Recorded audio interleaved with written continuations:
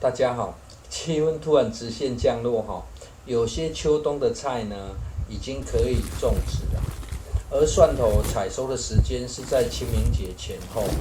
如果想种植蒜头的观众朋友呢，要加紧脚步了。第二波蒜头不同的种植方式影片呢，就先剪辑了。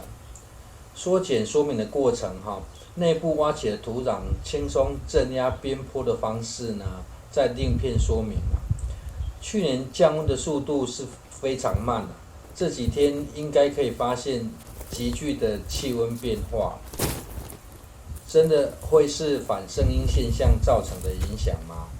如果要种秋冬的菜呢，该可以准备出手了，总不能秋老虎嫌热，东北季风一来又嫌冷哈。真要如此做的话呢，上部影片延长秋末种植的方式也是可以派上用场了。为了日后方便蔓延哈，也为了因应急降雨的气候变化，目前所做的种植基地呢，在靠近水源处哈，都采用拉高的方式啦。这样做的好处是浇水方便哈，不怕水分流失太快啊，也不用怕雨势过大哈，造成土壤过湿啊。据在云林赤桐乡的树皮实验结论呢，得知在土壤里添加大量的有机质哈，隔年的蒜头产量可以增加不少外呢，蒜头的辣度与大小哈也会有明显的改变。因为懒得再去摘击碎的木头哈，就直接拿中药渣充当有机质啦。中药渣在后院经过数次的测试哈，不会有掩埋发酵的问题啦。不过呢，这不单是增加有机质啦，药渣由于已经经过煮熟哈，另类的杀菌外呢，发酵的速度相对会快不少了。利用药渣代替的目的呢，不仅是要增加有机质哈，也是要让地底下的蚯蚓呢充当食物啦，再进行转化成养分。进入冬季后呢，腐熟过程产生的温度也可以增进蚯蚓的活动力啊。惯用手使不上力的缘故哈，药渣铺设的厚度仅约5公分呐。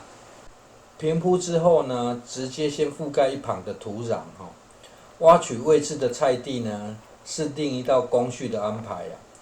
挖深的目的呢，第一个原因是要加速除草了，所以这也会是一个新的堆草槽了。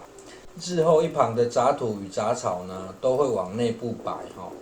目前的安排呢，除了充当日后的堆草槽之外哈，做个简单的燃烧后呢，会再做一个提供穿溪攀爬的简易棚架。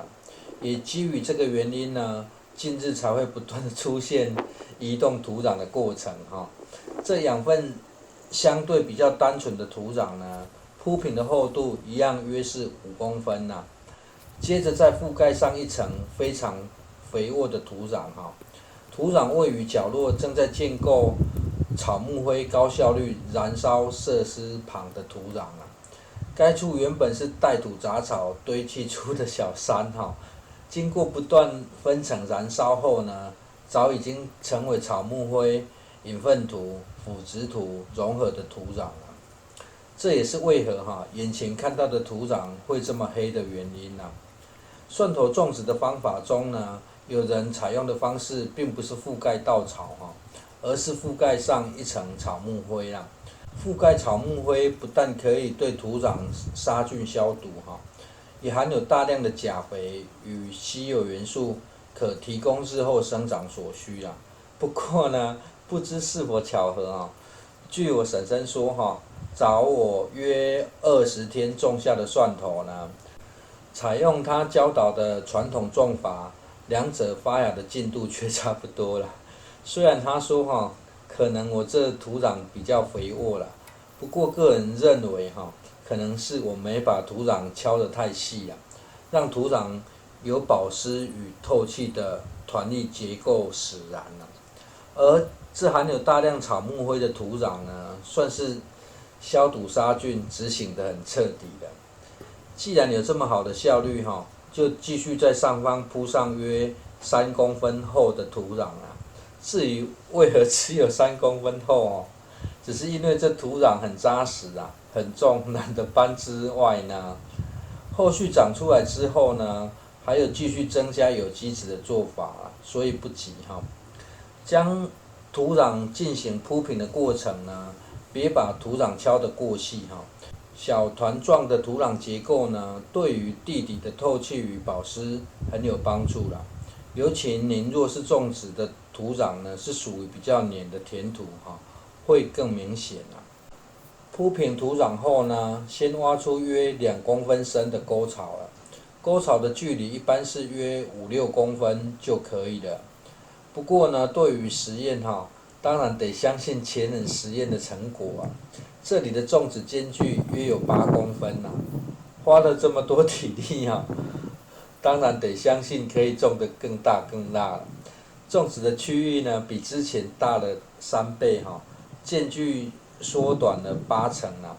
若是有机质可以帮助再增产2成的话，这样总产量呢就可以增加多少呢？3除以 0.8 乘以 1.2 等于 4.5 倍哈。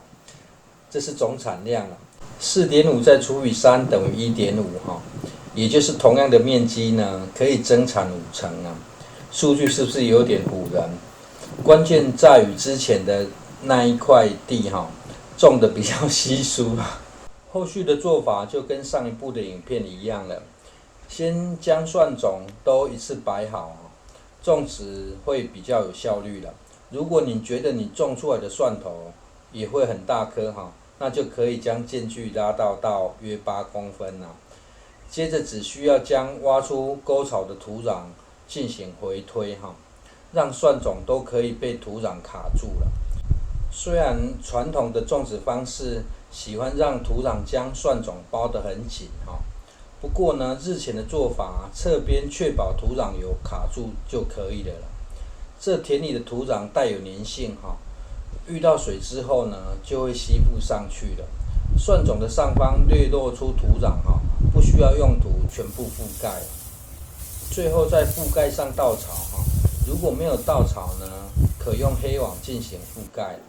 今天已经拿到软梗的蒜种哈，预计是要拿来种植蒜黄跟蒜青啊。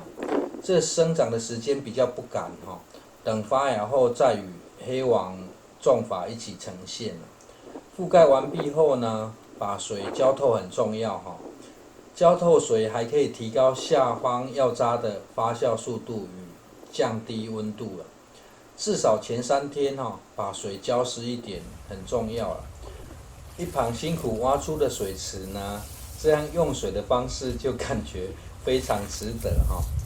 住在都市的小孩回来呢，没见过这舀水的道具哈，大家还会抢着要玩浇水的游戏呀。水池清淤呢，重新覆盖上杂草抑制洗的作业也已经完成了。在没有持续进水的条件下呢，目前已经有10天的蓄水能力了。等外围杂草做最后的清理之后呢，就可以启动溢流自动慢淹浇水的模式了。谢谢收看。